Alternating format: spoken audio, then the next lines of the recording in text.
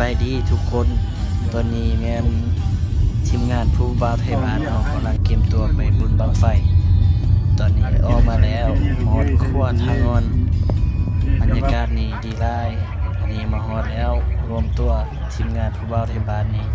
ไล่แหงเบิ่งแต่รถนี้ก็พอฮู้แล้วตอนนี้แม่นเกมเอาบังไฟไปจูดเกมขึ้นรถไม่หลายเลยตัวนั้นเล่นมากหลายเลยเด้อมากหลายกับคนหลายแล้วนะมีแต่ตัวคู่มีผู้สาวได้จะมาเป็นใจดีนะหอดวัดนางงมแล้วปากันยานกับเปียกกระป๋องวันหน้าแขกเปลี่ยนต้อ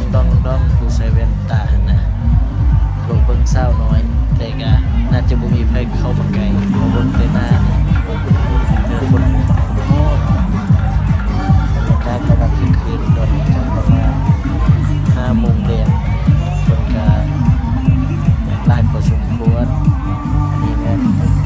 พอแล้วบนจุดบั้งไฟจุดที่จุดบั้งไฟอันนี้แม่นไทยผู้ปกวันหน้าแกงนี่ก็แอดกับเศร้าน้อยนี่ยิ้มเบ้ย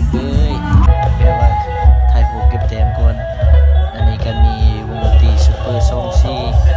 เป็นครั้งแรกที่ได้มาบุญบั้งไฟมาเยี่ยมเบิ่ง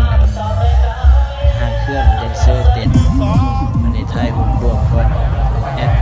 เขาวันจูดเขาวันจูด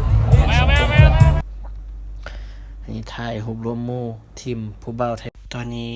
เกมท่าถ่ายวิดีโอแบบอันคล้ายคือเพลงผ้าแดงนางไอนะกระดิกชายกระดิกขั้วทองสวดหน่อยนึงปานคนกำลังทองโอ้ขึ้นไปแล้วผ้าแดงนางไอขึ้นไปแล้วมีแม่นบังไฟ